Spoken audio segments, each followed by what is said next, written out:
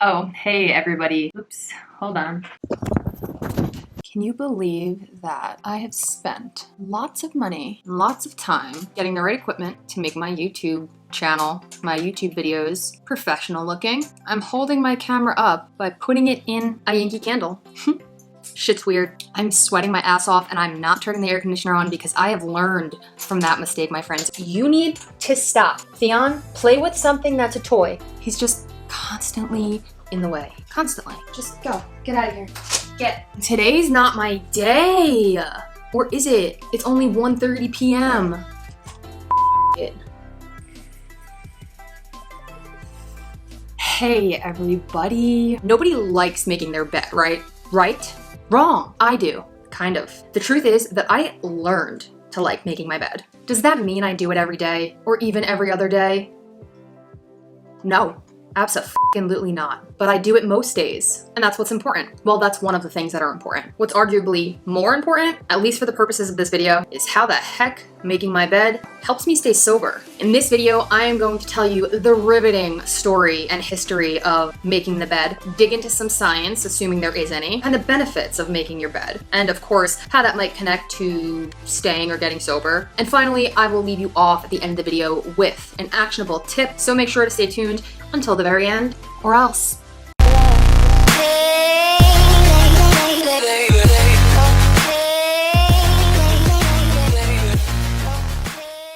Welcome to or welcome back to my channel here in this sad little corner of the internet. Just kidding, it's not sad. Not all the time. We're actually all about getting real, having fun, and living sober. It is Wednesday, which means you are watching one of my weekly sobriety tips as a part of my Sobriety Toolbox series. Very original, I know. If you'd like to get a tip for your sobriety toolbox, every week, every Wednesday to be specific, you can go ahead and subscribe to this channel. Also ring the bell if you would like to get notifications every time I upload new content, which isn't only every Wednesday, but it is every Wednesday.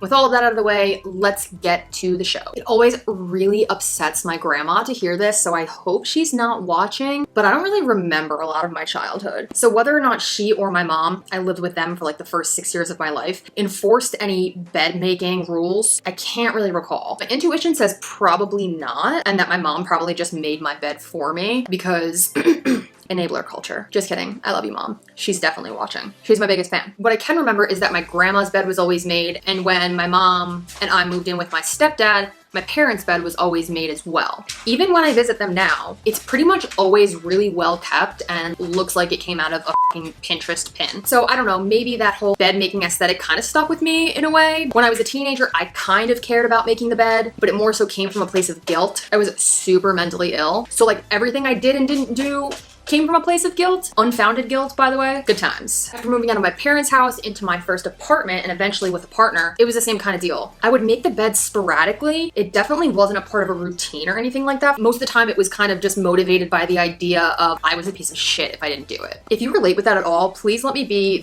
actually hopefully not the first, one of several people to tell you that you're not a piece of shit whether you make your bed or not. You're not a piece of shit no matter what. But if you struggle with that kind of like productivity or lack of productivity guilt, hang in there. It gets better.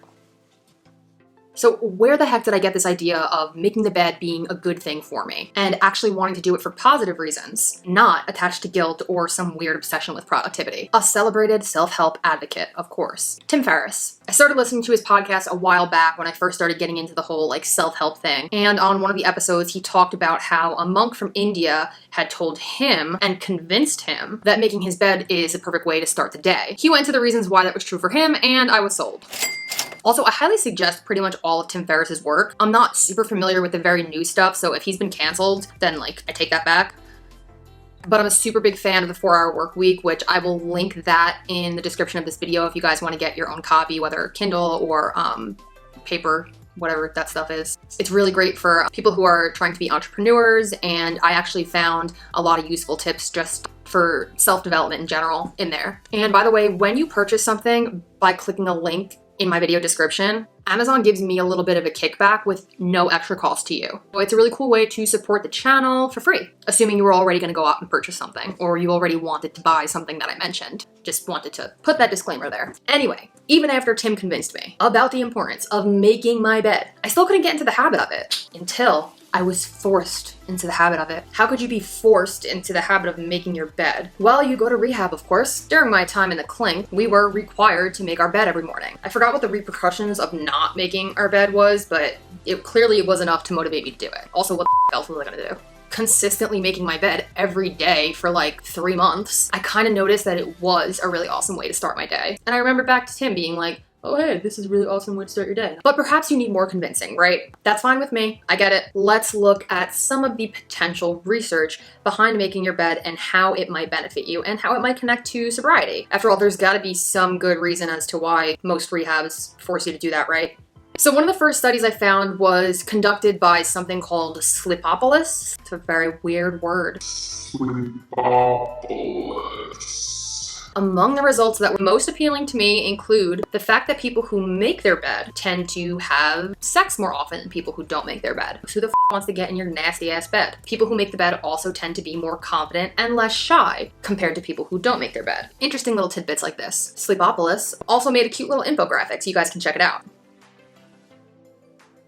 Keep in mind, I would not consider this study to be academically rigorous. The results more so just show which characteristics are more likely in these two sets of people who make their bed and people who don't. There's not really any evidence suggesting that making your bed or not making it is going to inspire you to have any of either of those characteristics that I mentioned prior. Not to mention, I couldn't really find any more details about the study, so that's a little weird. The next study I found, which was conducted by bestmattressbrand.org, so again, questionable. They surveyed a cross-selection of 1,000 people, which is very small, half of whom make their beds, half of whom don't. Something they found that I do find interesting is that people who made their bed were more likely to feel accomplished at the end of the day. So perhaps making your bed can help you feel more accomplished. I would say, intuitively speaking, that does make some sense. This also would echo what Admiral William Harry McRaven said, is because it starts the day with a small win. And he wrote the book on bed making. So, no, I mean, he literally wrote a book about it. And if you're interested in grabbing a copy of it, like by all means, go for that link in the description as well. I have not read it myself. I would like to,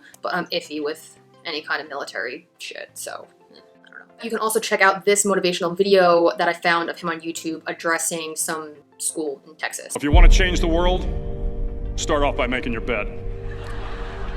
If you make your bed every morning, you will have accomplished the first task of the day.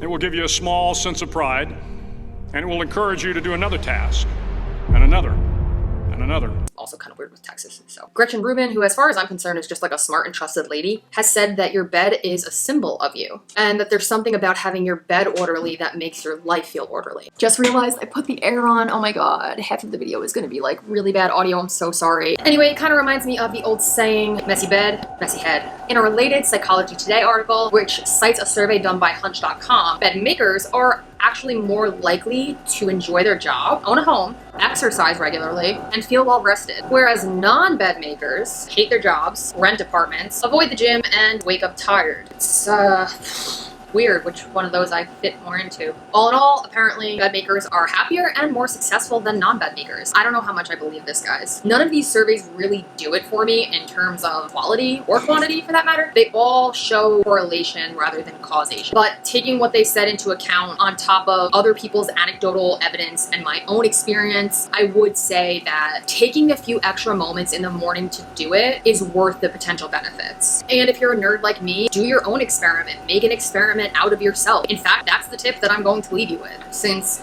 we didn't really get a whole lot of hard evidence for this episode, which is not always available to us, right? Basically, these episodes are like my hypotheses, and sometimes there's evidence to back it up, sometimes there isn't. I don't necessarily think just because there isn't any research, that means that making your bed doesn't lead to good things or can't help you to feel better and more accomplished throughout your day. The research isn't there. If you do already make your bed, stop making it for 1 week and then journal that morning or that night. Basically just jot down how accomplished you felt throughout the day. How was the state of your sobriety? Did it impact you in any way that felt even a little bit meaningful? If you're a non-bed maker, do the opposite. So make your bed for a week. It literally just takes a couple extra minutes and write down how that made you feel. If it has contributed to any positive emotions or negative emotions for you, it goes without saying that the more accomplished that we feel, the more the better state that our self-esteem is in, the more likely we are to stay sober. I mean, I'm sure that there's some some reason behind why rehabs have their patients do this, it probably is somehow linked to a sense of like discipline. When I have like very clear goals and values in my life, even like small daily ones, I do feel in a better place to support my sobriety. Making your bed is a goal, is a small goal, it is a small victory, as like that Navy guy said. This might be the bigger tip, is to constantly be experimenting with your sobriety toolbox, because something that works for one person might not necessarily work for the next person. For somebody else, making their bed might just be like a huge inconvenience, or it might be too much pressure for them, and like that's completely okay too. That's why I encourage you to experiment and then sit with those results. The real tip here is less about like make your bed or don't make your bed, and it's more so be open to experimenting with what tools you're going to put in your sobriety toolbox. Get into the habit of trying new things for a long enough time to see whether or not they have positive or negative effects on you, or no effect whatsoever. Discern what's worth continuing and what's worth leaving behind. You know, your tools will change and evolve the longer that you stay sober, and I'd be really interested to know which ones resonate with you guys and kind of get a better understanding of how this might affect sobriety for each individual person. That is the end of the episode. Wanted to point out is that it's very obvious that my bed has not been made, and I did that on purpose. Today, I did that on purpose because I wanted to make it on here for you guys, because that's relevant, right? Yeah, it seems relevant to me. Let's do this. Take all this other shit off of here, get rid of that. I have clean sheets on here, by the way, I think. Try not to let it fall into a pile of litter like I just did. Oh my god, I'm like out of breath right now. Do a little foldy fold. I don't know what kind of bedspread you have, but like if you have a little design, make that apparent. Decorative pillows. Fluff those bad boys. Boom.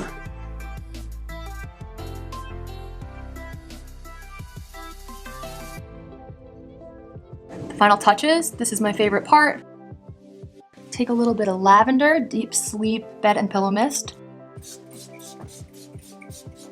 Thank you guys so much for watching. I hope you got something from this. If not, it was only a couple minutes of your life. I'm sure you'll get over it. It's been real, it's been fun, and it's been real fun. Let me know in the comments whether or not making your bed does anything for you or your sobriety. See ya.